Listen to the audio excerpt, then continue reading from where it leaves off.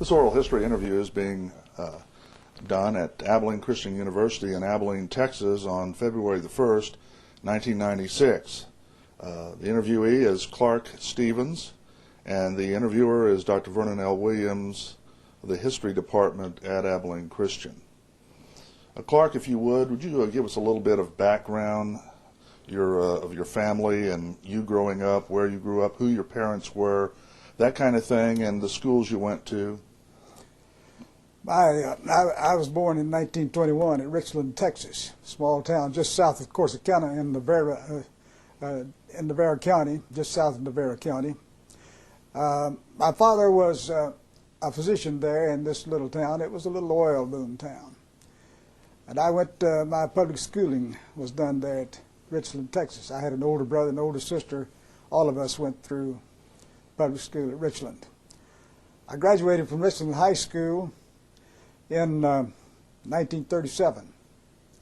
Stayed out of school a year, and then I enrolled at Harding College in Searcy, Arkansas, small college there, and went there 2 years, finished my sophomore year, took a job as an elementary teacher at Pea Ridge, Arkansas. Taught 1 year there. Then I took a job in an airplane factory at Dallas, well, actually at Grand Prairie, Texas, just out of Dallas. This was North American Aviation at that time. And I worked there until I went into the service in 1943. Let's go back and take a look at that year you spent at Pea Ridge. What kind of things did you teach, and could you describe maybe the school and the buildings and the students and your experience there? Pea Ridge was just a small city in northwest Arkansas. School was just a little rural school. The entire school, elementary through high school, met in one building. I taught the 5th and 6th grades. I also was a high school basketball coach. And we had one fellow there, I remember real well, the superintendent, Mr. DeFayette. Mr. DeFayette was a small man. He had been a wrestler. And he was a fiery little fellow, but he was a good superintendent. He kept students in line and the teachers pretty well in line. But that was some experience I had teaching both those grades. I had spent 1 hour, about a half an hour teaching one class. Had both of them in the same room, both classes. I'd spend about a half an hour teaching one class, and then I'd take the next half hour and teach the other class. And trying to maintain discipline all that time, too. I had to put a few people in the cloakroom once in a while, but they were a pretty good bunch. My basketball players, we had 1 hour a day for practice, and that was during the school time. Everybody rode the bus. They had to leave school when the buses left, so we just had the 1 hour for practice. But we developed a pretty good basketball team. Went to Seligman, Missouri, to play our first basketball game, won it. It's the first time Pea Ridge had beaten Seligman in years. I was the cock of the walk around there for a while. But then we didn't win very many games after that, and people would hardly speak to me at the time the season ended. But it was quite an experience for me. Well, what about the aircraft factory? How'd you get that job? Well, actually, I did take some training, special training for it, at Fry Aircraft Company in Dallas. My brother sort of arranged that situation for me. He knew about this training program there. An old college friend of his was one of the teachers. And so I enrolled there at Fry Aircraft Company. I think I spent about 3 months training in sheet metal. And I was thinking about going to California to see about getting a job. But there was this little aircraft factory just out of Dallas, and I was already training there. So I applied for a position there and was hired in the sheet metal department. What kind of things did you do in the sheet metal department? I started out in riveting and worked in riveting for only a short time, and then was transferred over to just the regular sheet metal division, where we drilled, we cut sheet metal and drilled it.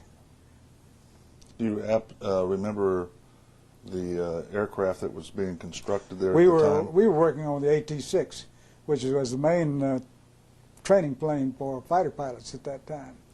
Now, before I left there, This factory started manufacturing the B-24, but I never did work on it. I worked on the 86. What damn frame was this now? About when did you work there? I started there in 1941, stayed until 43.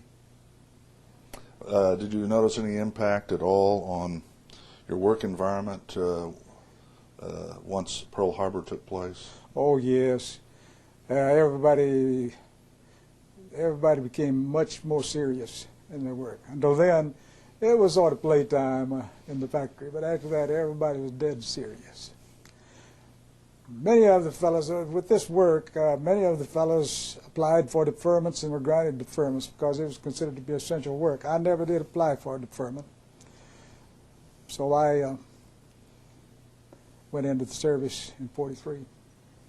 Tell us about that, your draft notice and that kind of thing. I didn't really get a draft notice. It was sort of an interesting thing. In 1943, I was almost 23 years old. And about February the 1st, they were drafting 18-year-olds. I'd never received a notice from the draft board at all. I went down to the draft board just to see what my classification was. And they said, well, they got to looking around. They had a hard time finding my record, but then they said, well, we have you in a dead file. In about a week, I was in the service. Was there a lesson there? There was a lesson there. I never would have gone in, I guess, if I hadn't gone down to check on it. But I was curious. I really was sort of wanting to go in, but they were not taking volunteers. At that time, you had to go through the draft board. Well, why don't you tell us a little bit about your family situation? Were you married at that point? No, I was not married.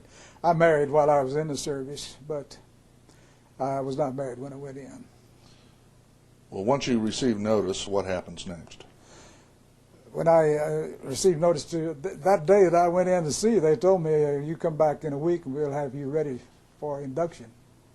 And so I went back in a week and they inducted me that day along with quite a few other people and shipped me out to Fort Walters, Camp Walters it was then, at Mineral Wells.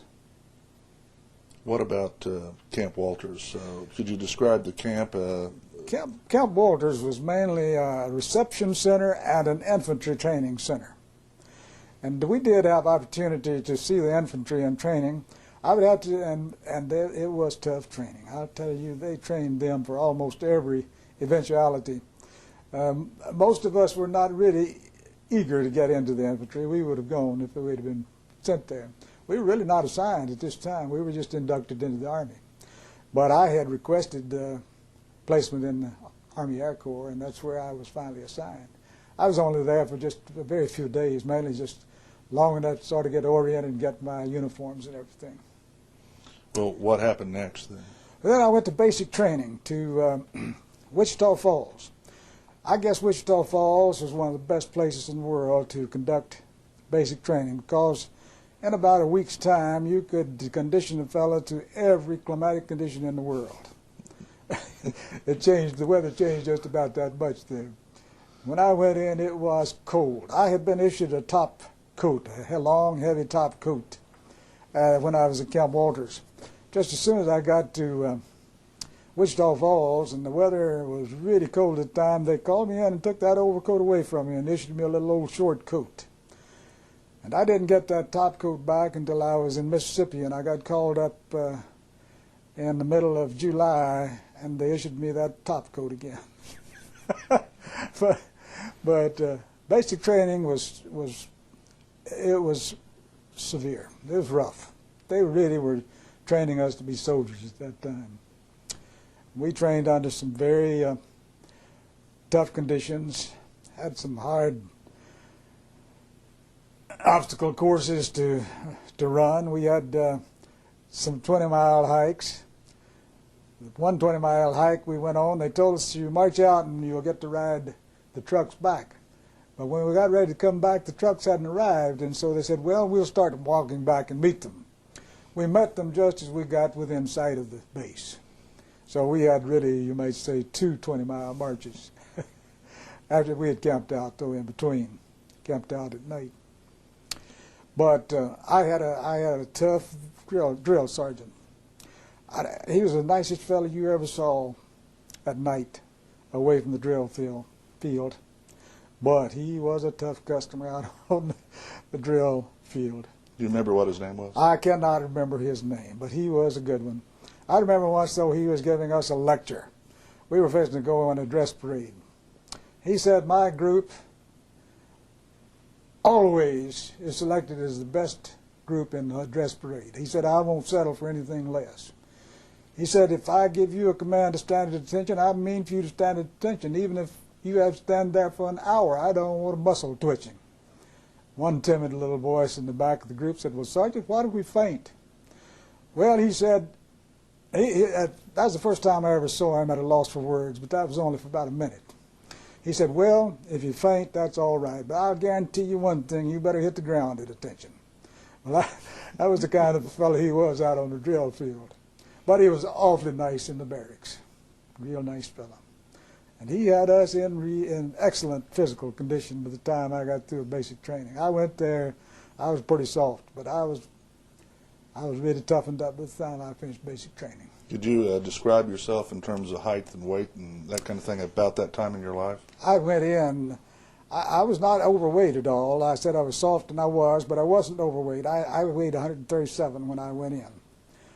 I don't know just exactly what my weight was when I left basic. I don't think it was any less than that. But what had been a little bit of fat on me had turned into muscle. When I got out of the service, I weighed 165 pounds. What about the camp there at Wichita Falls? Could you describe the kind of buildings? Yes, we had a very nice frame barracks. We never did, when we camped out, we lived out in tents, but the barracks there on the base they were snug and warm. We had really nice living conditions there in the barracks. And we had, I believe, we had the best mess hall there at basic training that I encountered in my entire experience in the service. We were on what they call garrison rations, and they really served good food. But we needed it because we were hungry after all that training we did. What about support services on base, like service clubs and churches and those kinds of things? There was, of course, the chaplain corps, but service club, I never did experience the service club there at Wichita Falls. I know they had one, but I did not go to it. I didn't have, at the time I got off the drill field, I was about ready to go to bed every night. And I went into Wichita Falls only one time. I don't know about the church there in Wichita Falls. I never was there on Sunday off the base. Did you get any passes during that time? Just the one pass. Just the one. One pass. Do you remember what you did? I just went into Wichita Falls and looked it over. Mostly just walked around the city at night. Came back to the base. Wasn't a great deal to see there in Wichita Falls. I think they had a USO there, but I didn't go to it. You don't remember any interaction at all with the people, the civilians? Not at all there in Wichita Falls. What about the men that was in your training company? Do you remember where they were from? A lot of those people were, strangely, from up in the Northeast. Some of them from Brooklyn. I learned some Brooklynese. There were people from pretty well all over, and they were a little bit astonished at the weather there. They were expecting it to be blazing hot the whole time they were there, and it was pretty chilly, much chillier than they expected. Do you make any lasting friendships at all in that group?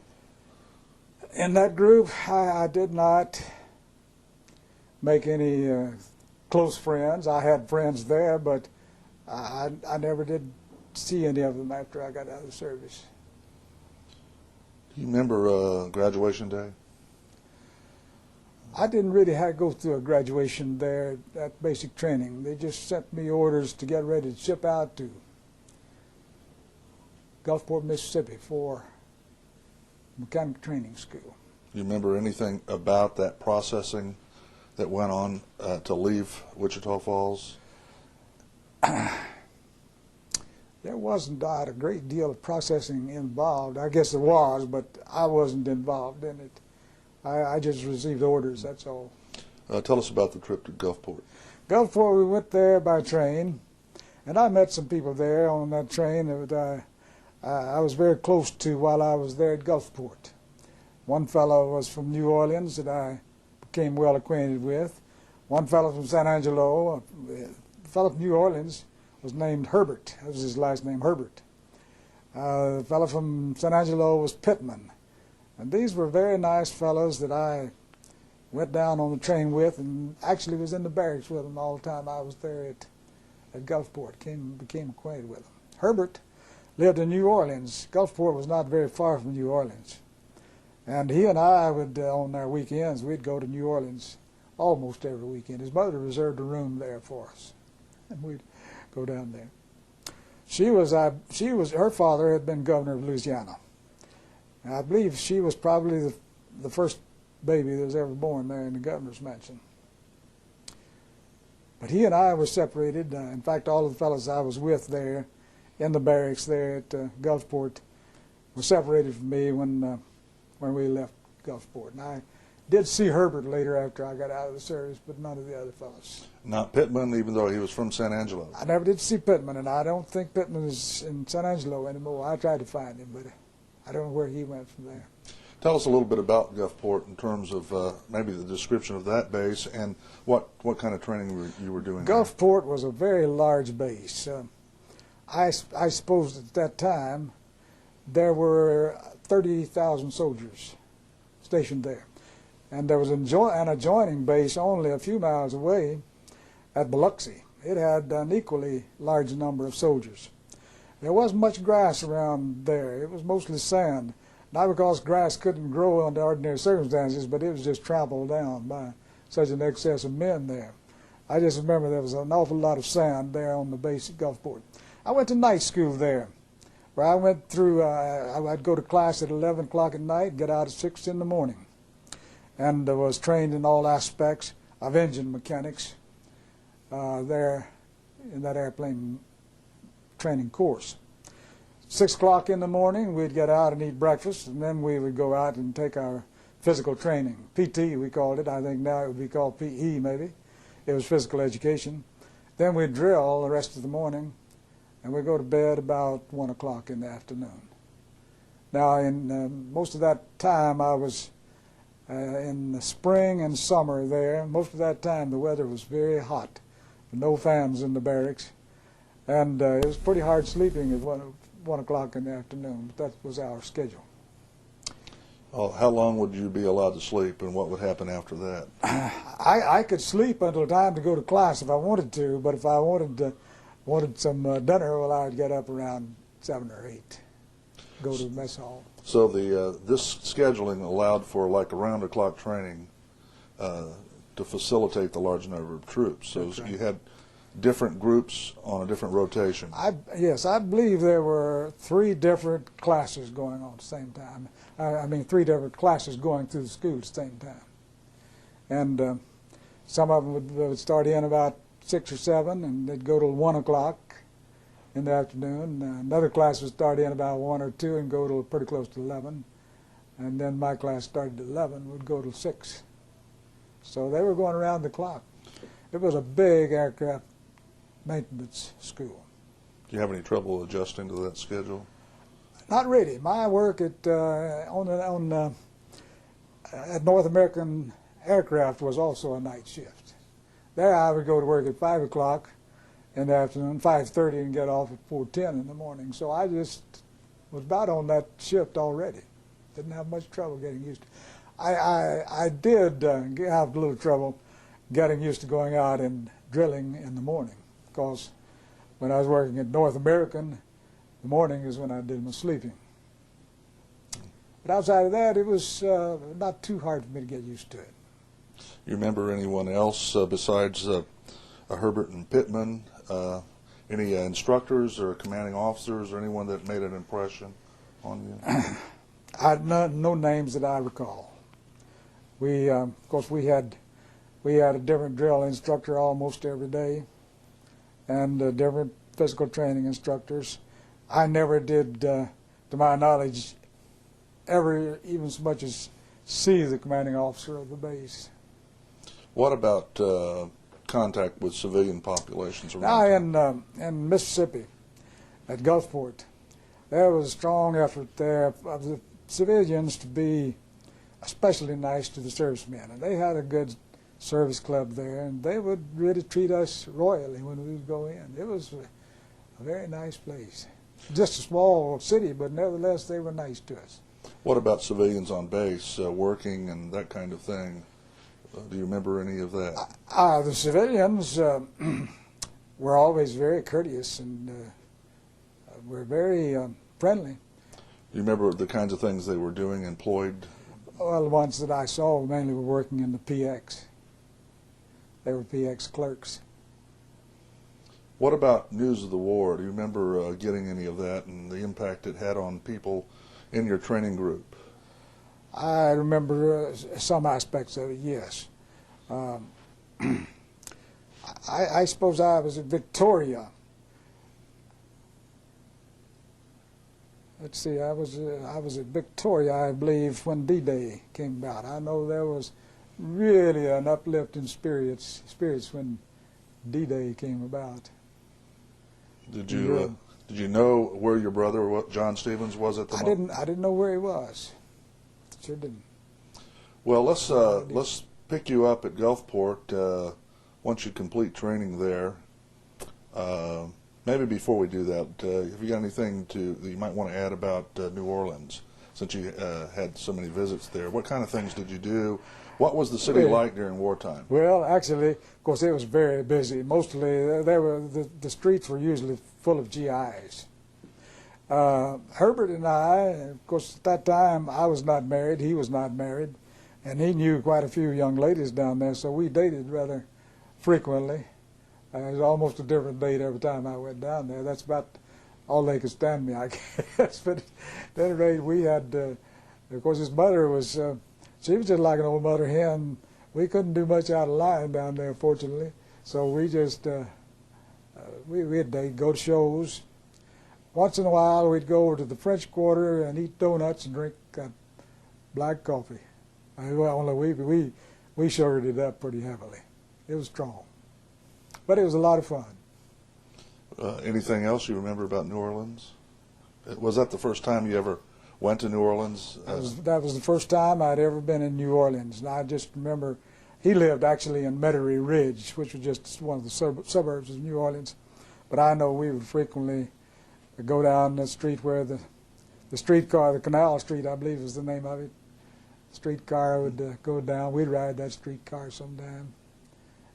I don't know whether they still operate that or not. They were operating it many years later when I went through New Orleans.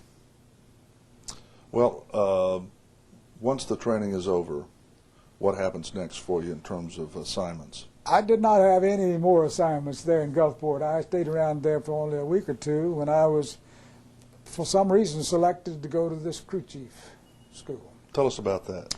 All right. Of course, in the crew chief school, when we moved in there, it was a very small base. I don't believe there were over 200 or 300 people there altogether.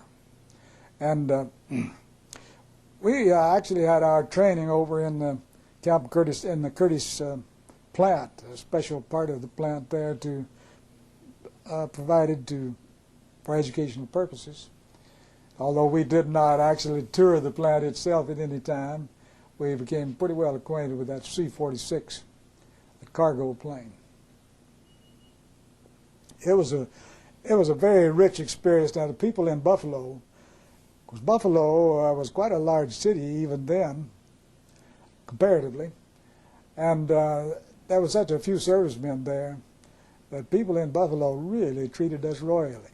In fact, when we arrived there, the sergeant who first greeted us said, "Now Buffalo is supposed to be the second best." He didn't say the best. The second best soldiers man in the United States. I don't doubt him a bit. It was nice. The people would come out there and invite us into their homes almost every weekend. Almost every night, there would be a group of ladies wanting men to join them in a party somewhere. I seldom went to any of those, but the opportunity was there. But I did go out to the homes almost every weekend and have lunch with them. You remember any of the families you stayed with? I don't remember the names of them. I went to a different one every time. Well, they were all great experiences. Of course, there were a lot of different people of different native extraction there. I remember going to Polish homes and Italian homes, and they'd have different menus, but people were always nice, whether they were Italians or Polish or what. Always very nice. What about the training itself? Training was rigid. We had some excellent instructors. Most of them were engineers that had been trained in the various aspects of their teaching field there. Some were electrical engineers, some mechanical engineers, but they were all civilians. The teachers were all civilians. They were very skilled. And I remember I had one instructor from Texas A&M. I cannot remember his name, but he was an excellent instructor. He was a mechanical engineer. Can you remember any specifics about the curriculum at all in terms of courses that you took or specific tasks? Yes, at that place, of course, they were training us to actually fly with the ship. And they trained us in all aspects of maintenance on the ship, not only engine training, but they also trained us about the procedures in various parts of the ship that might need some attention. How to bring about adjustments as needed, how to distribute cargo and so forth in the plane. These were cargo shipping planes. It was just a pretty broad training on the C-46 specifically. Well, what happened? Did you end up flying with the C-46, or what happened to you? No, I went into the aviation cadet program at that point. How'd that happen? Well, they came through wanting people to sign up to take the examination to get into the aviation cadet program. Not many of the fellows were really interested in it, but 3 of us were. We all 3 went down at the same time and took this exam, and all 3 passed it. And they sent us all then to Miami for our assignment. I think the only thing that I had trouble with there was the physical again, the colorblindness. They caught me being colorblind there. But somehow or another it didn't get on the record. I went on down to Miami, and I went another physical there, and they caught me again being colorblind, but here again it didn't get on the record. Why do you suppose that was? I don't know. They were just handling so many different men, I guess. Now, with the mental aspects of the exam, none of us had any trouble with it at all. I had had a couple of years of college and had taught 1 year, so I was pretty well familiar with everything that they covered on the written exam, but I just had trouble with the physical exam. Miami, I think maybe, the one thing that got me by the colorblind test, for some reason my blood pressure suddenly went up quite high. They got so excited about my blood pressure, I think they just sort of neglected my color vision test. I had to stay there an additional week, at which time they checked my blood pressure and found it to be perfectly normal. Well, they did not really know all the details there on my blood pressure. I'd been there in Miami at this place for about a month, I guess, and our group was restricted to the hotel. We were based on Miami Beach, living in hotels there. My outfit was restricted to the hotel day and night and weekends, except when we left in formation. That's the only time we could get out of the hotel. And I must admit that I slipped out one night just because I wanted to see what Miami Beach was like. And when I came in about 10 or 11 o'clock that night, I'd seen all I wanted to see of Miami Beach. They had that hotel surrounded by guards. These were all student guards. And I just couldn't get back into that hotel. Finally, about 5 o'clock in the morning, I saw an opening where I could run by one of the guards and and get back in the hotel, and I did. And I had just gotten in bed when they came calling us out of our bed, saying you got to go over and take your physical examination. That was the day I had my physical exam. After that night on the town, most of the time just lying across the street over there trying to figure a way to get back into that hotel without getting caught. They had all of us in that hotel had been in the service for almost a year, and they had a bunch of fellows who had they were just raw recruits. They'd been in the service only about 2 or 3 weeks, and they were the guards, the people they assigned to guard the hotel. They were just aching to shoot somebody, I think. I always had that feeling anyway. But at any rate, I had trouble getting back into the hotel. I think that was the only time I ever slipped out without a pass. Learned a lesson there, Learned too. a real lesson there. Well, what happened once you took your physical? Well, after they found my blood pressure was all right, then they put me in a group going to Arkadelphia, Arkansas, to a college training detachment there at Henderson State University. This was all a new bunch of fellows. I had not been with them. All the bunch I had been with had already gone because they held me over for a week. So I had a new bunch of people that I became acquainted with, and we went to this small college there at Arkadelphia. And it was a very nice situation for us. We lived in the dormitory there. We had one whole dormitory that was just entirely devoted to housing cadets and the officers associated with the cadets. Some of them, of course, lived out, those that were married lived out in town with their wives. But it was a very nice situation. And they put us through what they claimed to be the equivalent of freshman college training. And of course, I had already been through most of that already, but everybody who went there, we had some graduate engineers. And one fellow had his master's degree in engineering. He went through that same training I went through. He slept through most of it, but he still made the best grades in the class. But everybody that was in that group went through the same training together. For me, it was very good. It did give me a background in mathematics and physics that I had not previously developed. I think that was helpful to me later on in life when I got out of the service. At that time, I just didn't think mathematics was something I could understand at all, but I really got a good grasp of mathematics while I was there. Any other impressions of the college or the community? Well, we had some excellent teachers. I remember one physics teacher that I had. He was just a little fellow, but what a brain he had on him. He taught both physics and mathematics there in the college. Dr. Hyman. And Dr. Hyman was a tremendous physics teacher. I took physics under him. And I remember him well. I had an excellent history teacher there. And his name I don't recall at this time. But he was very, very good history teacher.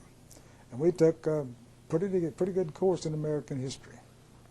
What about the rest of the student population? Were the military personnel segregated? How did that work? Yes, we were pretty well separated. That's right. Oh, we were not, we did not have any legal requirements to remain separated from the student body, but we just didn't have much opportunity to be with them. No collegiate activities like football games and things like that? You didn't get caught up with that? I believe they had suspended intercollegiate athletics at that time at that college. I don't remember a single game.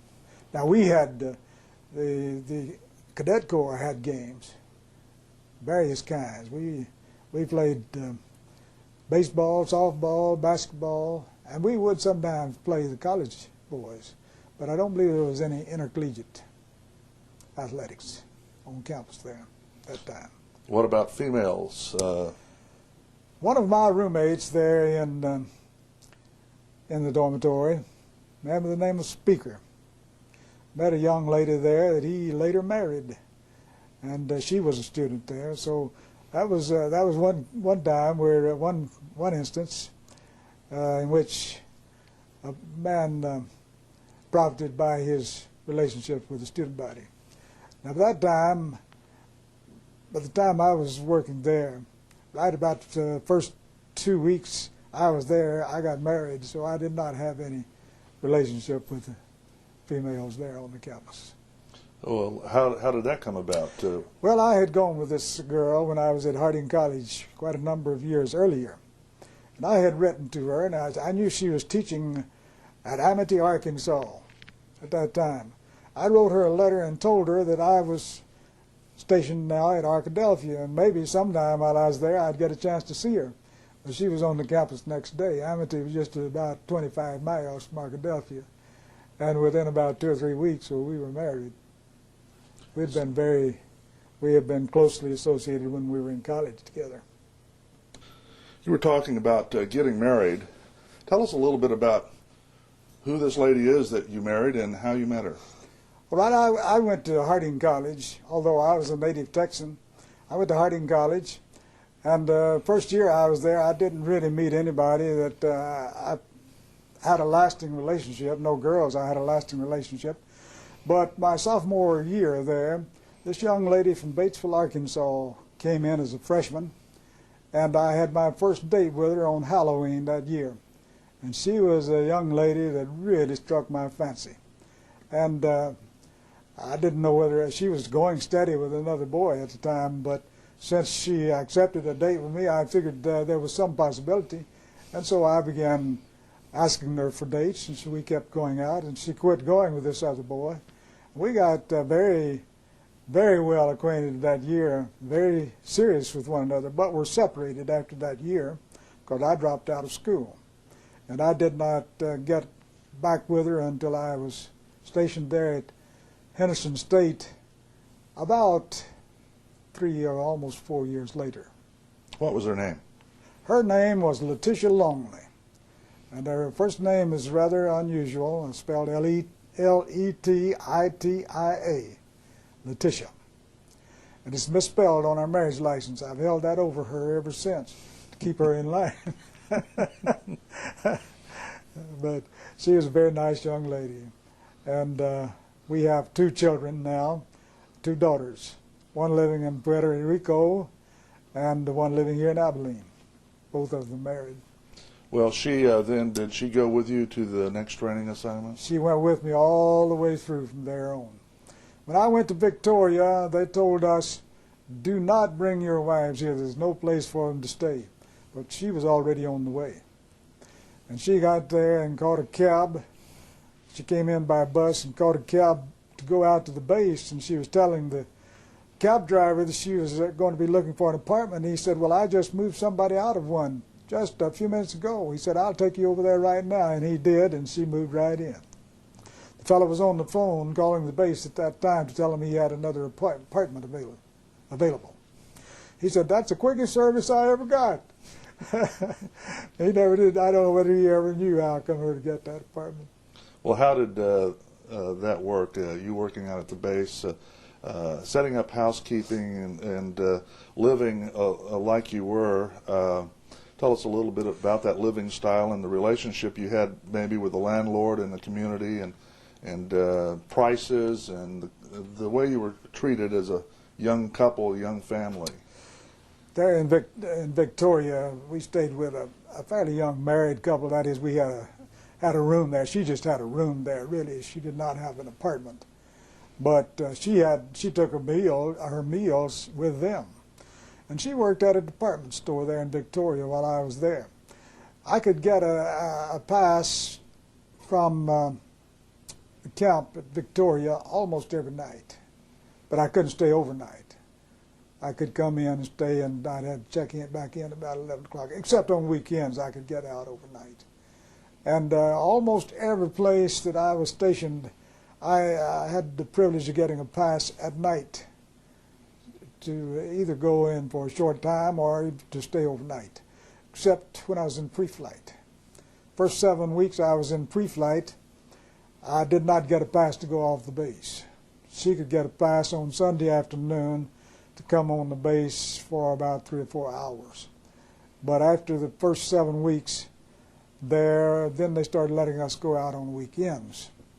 She had an apartment there in San Antonio, and she worked again there in San Antonio at a department store. Prices were very, very reasonable. They were geared to servicemen's pay, although she made her own way, really. And people were extremely nice to us. One place we stayed with a family at Harlingen when we were there. We stayed at a house that was rented by a major and his wife. The major was judge advocate out on the base. And it was a very nice situation for us. They were extremely nice. Well, tell us about training then. What did you do in Victoria, and then how did you get to San Antonio? In Victoria, I was training right out on the line. Actually, they had us out just assisting the mechanics that was servicing the plane, whatever the mechanics wanted us to do, if we could do them. Well, they let us do them, or have us do them. Why were you there doing that? They just did not have a place for us to go to pre-flight. At that time, they had to wait until an opening developed. And the pre-flight was in San Antonio. So whenever a place opened up, I stayed at Victoria about 6 weeks working on the line there, and then moved into San Antonio to pre-flight. I've run across one fellow here who was a teacher in that pre-flight school, but I don't think I ever had him while I was there. He lives in Abilene? He lives here in Abilene. Do you remember his name? Ernest Walls. How do you spell his last name? W-A-L-L-S. He had been a public school teacher, and he went into the service, I believe, as a captain. I think he might have been a major there at the base, but somehow or another, I did not ever have a class under him. But I know him well now, and he's told me about his experiences there.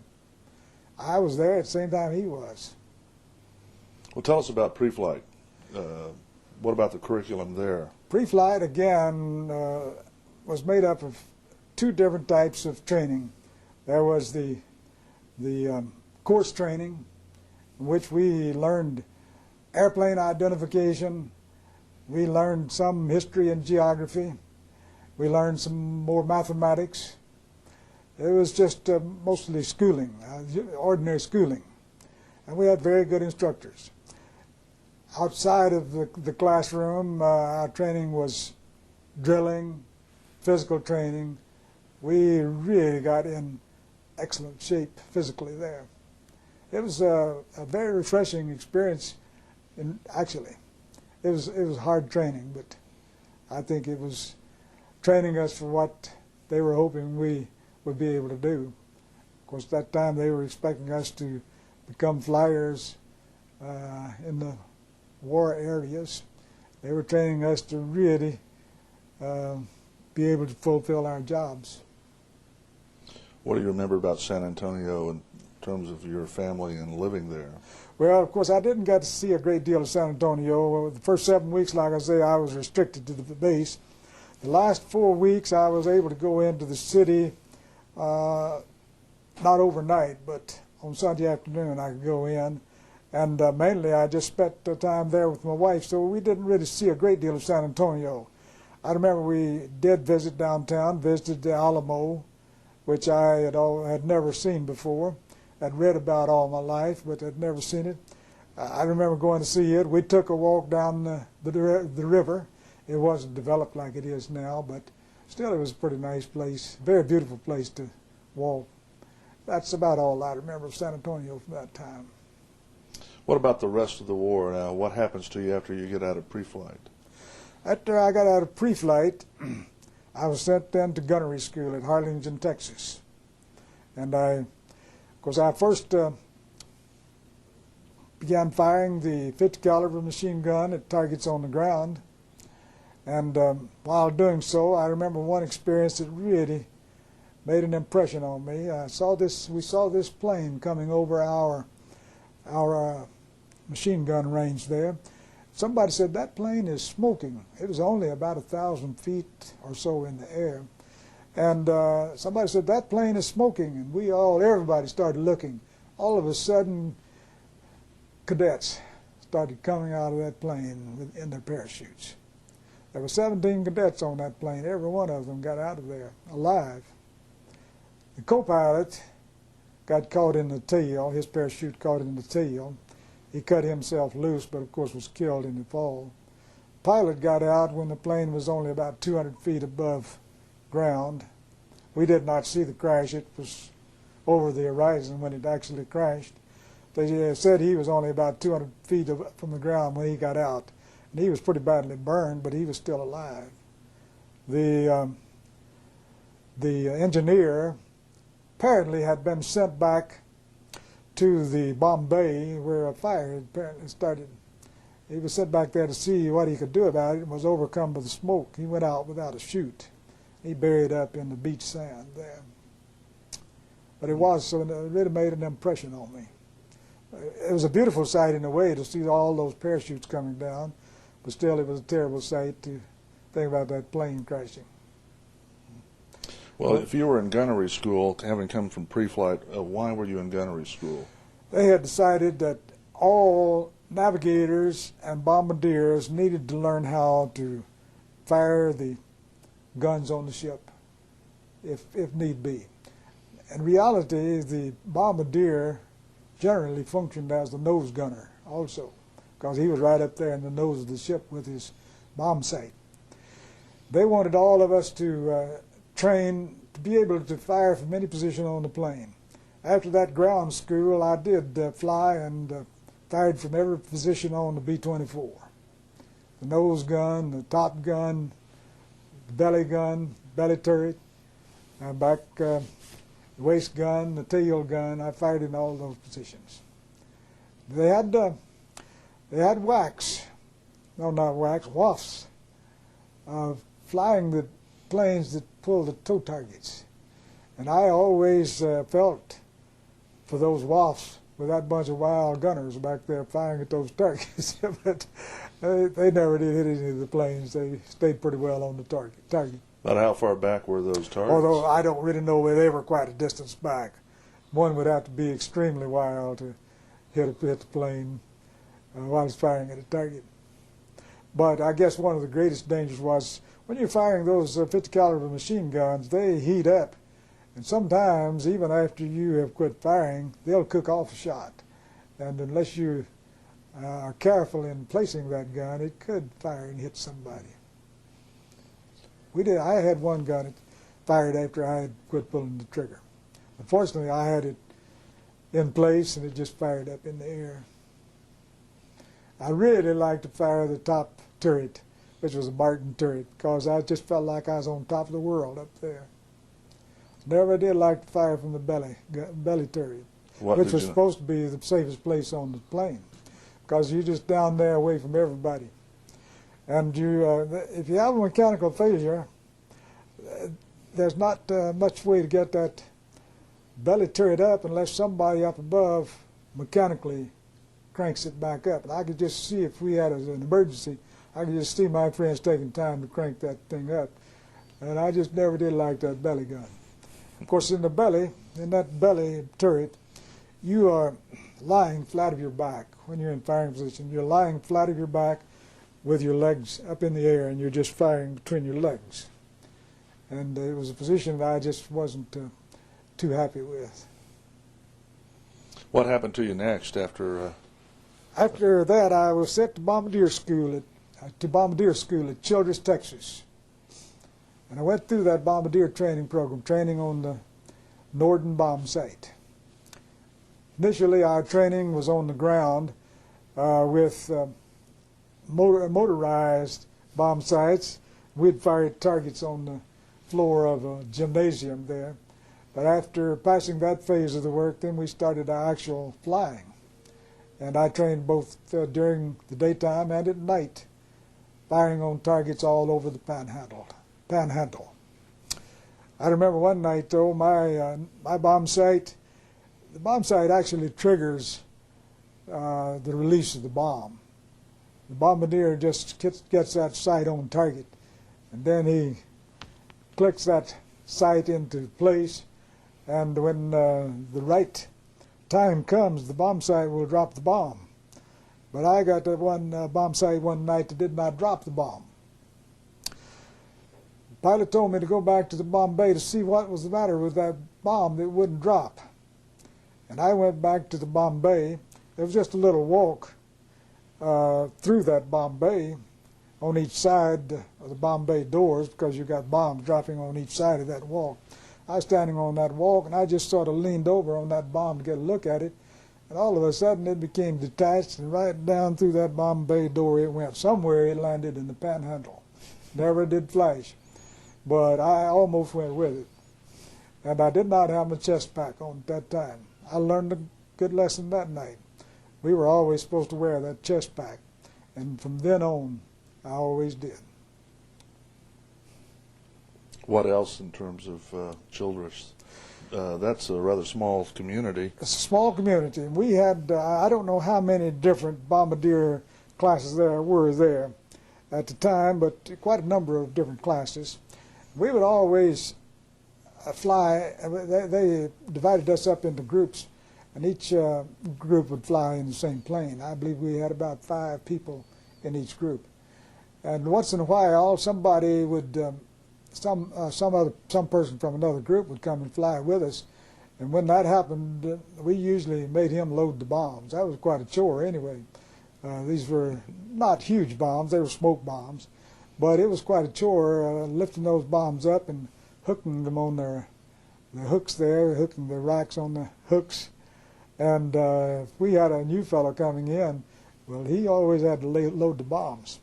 And I remember one night we had this fellow who was going to fly with us, and we put him to loading the bombs, and he did so without any complaints at all.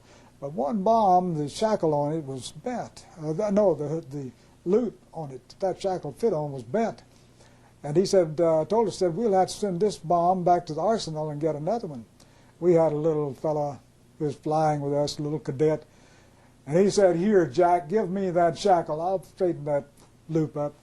And boy, he took that shackle and bent that thing and straightened it up, and the fellow went ahead and loaded the bomb.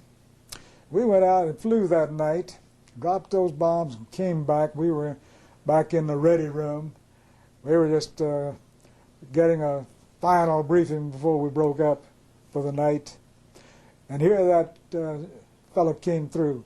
He was wearing Major's insignia. He was a flight inspector. And I'll tell you, he just got hold of that little fellow that pounded on that bomb. That was something we were not ever supposed to do. He got a hold of that little fellow, and he turned him every way but loose. But they didn't wash him out, fortunately. He went ahead and finished up. But we did learn a lesson. Did they? Was that camp called something other than Camp Childress? It's Childress Air Force Base, Air Corps Base. It was then. Childress Air Corps Base. What about the community? Any community was very small. Only, I believe at that time, there were only 5,000 or 6,000 people there. And my wife was teaching at Memphis in a nearby city, so I never did see much of Childress. If I got a pass, I always headed for Memphis. She was teaching at a little school just outside of Memphis. And I wasn't really very well acquainted there in Childress. I think it was a nice city for. I think they treated the soldiers there quite nice, but I didn't experience it much. You complete training there? I completed training there, but they grounded me that last 2 days before graduation because I was colorblind. So they finally caught up with you? They finally, they had caught up with me when I first went to that base, but at that time they said, "We've spent too much money on you to wash you out now." And they went ahead and let me finish training and then washed me out. It was a case I could hardly explain. And I, of course, at the time I was pretty well hurt about it. My wife was too. We appealed, even to the commanding general of the Air Force, and got a letter from him back. But they were all in the negative. We appealed to the colonel there on the base. And he was very nice, but he said, "Ours is not the reason why, ours is but to do or die." The Air Force says nobody's colorblind is going to be flying. And said I'd had a lot of training as a mechanic, airplane mechanic. I tried to get them to let me fly the B-29 as an engineer, because the engineer is sitting in a little space there. He doesn't even see outside the plane. But they wouldn't let me fly as an engineer. Nobody that's colorblind is going to fly. Colorblind people can see through camouflage pretty well. From that standpoint, there is an advantage. But there were some other disadvantages they claimed. So in spite of my appeals, they didn't let me get back into the program. Well, what did they do then? At that time, I was sent to, or within 2 or 3 weeks, I was sent to Chanute Field, Illinois. Rantoul, Illinois, just south of Chicago, about 125 miles. I was put in training there as an airplane electrician, B-29 electrician. And as I mentioned before, electricity is someplace that a colorblind man doesn't need to be. Everything is color-coded. And I had troubles there with my color vision, but I was able to compensate. And did you complete the training? Completed the training, and then was assigned permanently there to the motor pool as the parts manager. What about the rest of the class? Did that The rest of the class, most of them flew out. The day of graduation, we did have a formal graduation there. There was a formal graduation at the end of the bombardier school too. I did not get to go through it because I'd been grounded. But there was a policy that when you saluted the man, it was his first salute, he always gave you $1.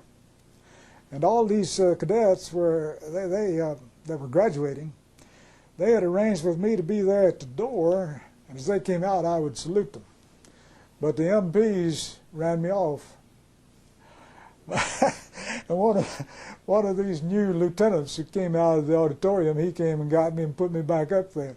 So I saluted that whole class and got $1 from each one of them. My wife stood there beside me with a hat, with my hat, collecting the dollars. There were about 200 of us in the class.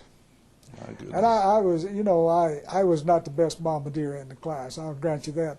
But my score was 4th from the best in the class of 200, so I was pleased with my record there, but that wasn't good enough.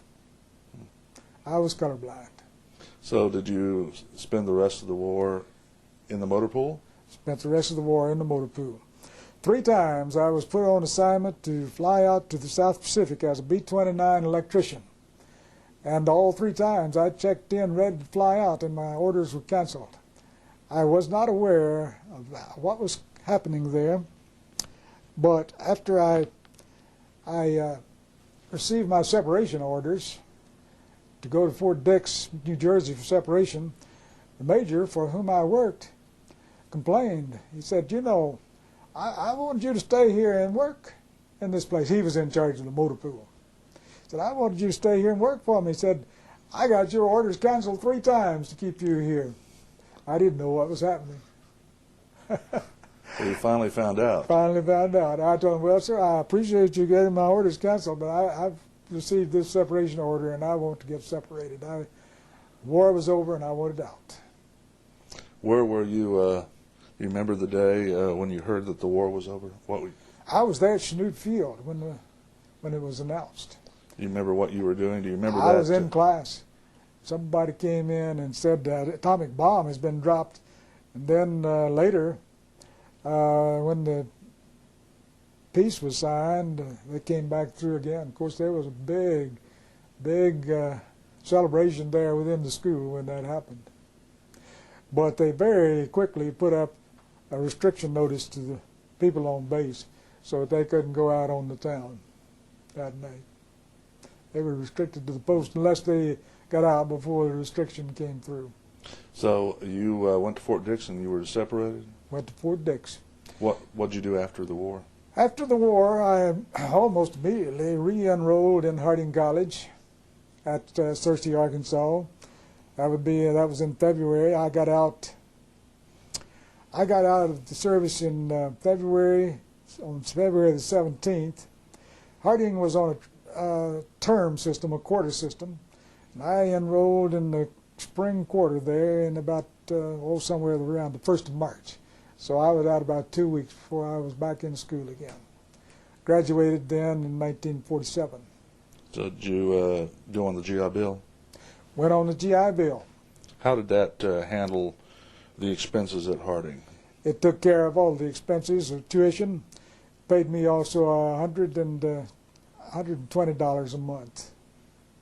Took care of all the tuition and then paid me $120 a month.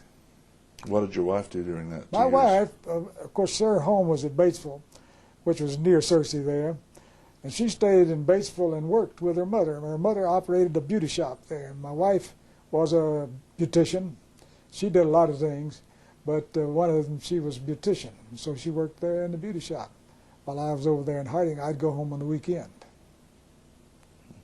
When I graduated at Harding, I took a job as a teacher, as a science teacher at Beebe Junior College, a small college at Beebe, Arkansas. It's now a branch of Arkansas State University. And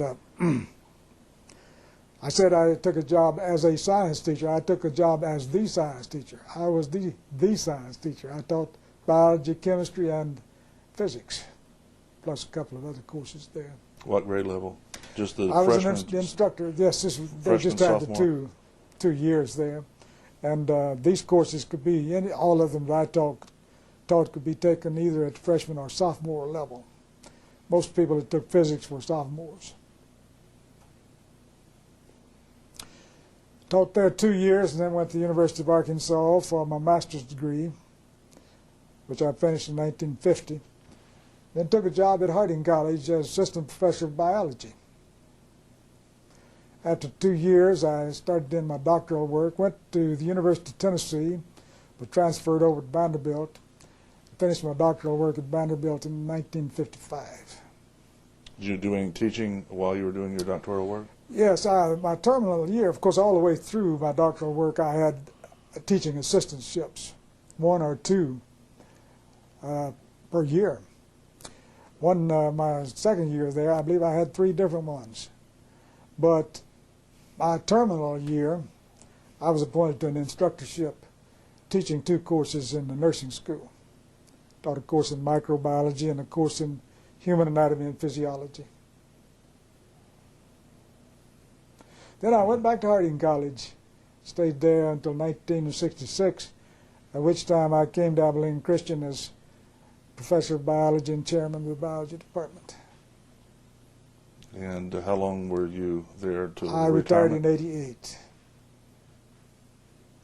So I was on the faculty 22 years. Well, that was a long road from Richland. It's quite a long road from Richland, Texas. Thinking back over this interview and the things that you've talked about, if you got anything else you'd like to add about any of those periods of your life, impressions of people or things you would like to have included? There was one experience that I had. I alluded to it. I didn't really follow it up. At the time, I thought this was madness, but I guess really there might have been method behind this madness. Like I say, they were training a person to face any eventuality. But when I checked in at Camp Walters, they issued me that big, nice, long top coat. When I went over to Wichita Falls to take my basic training at Shepherd Field, about the first week I was there, when the blizzard came in, they called me up and took that big, nice top coat away from me and issued me a little short coat. And then when I went to Mississippi, I kept that short coat until about the middle of July, when I swear the temperature was 120 degrees in shade. I got this emergency call from the supply house. Come over immediately. I went over and they issued me that long top coat again. Not the same one, but another one just like it. And I was so aggravated, irritated, I guess I should say, I just put that top coat on in the middle of July and wore it back over to the barracks. And as I would walk along the street and some officer would come by driving his Jeep, I'd give him a big salute, and he'd salute back, and he'd drive on by, and all of a sudden I'd see his head turn around, give me the once over. This crazy guy with the top coat on. Well, I kept that top coat until I left Mississippi, and I was shipped to Buffalo, New York in November, and very soon the snows came into Buffalo. And they called me up and took that top coat away from me and issued me a little old short coat again. And I kept that short coat up there in that cold Buffalo weather. They shipped me down to Miami, and the first week I was there, everybody was running around in bathing suits. They called me up and issued me a top coat again.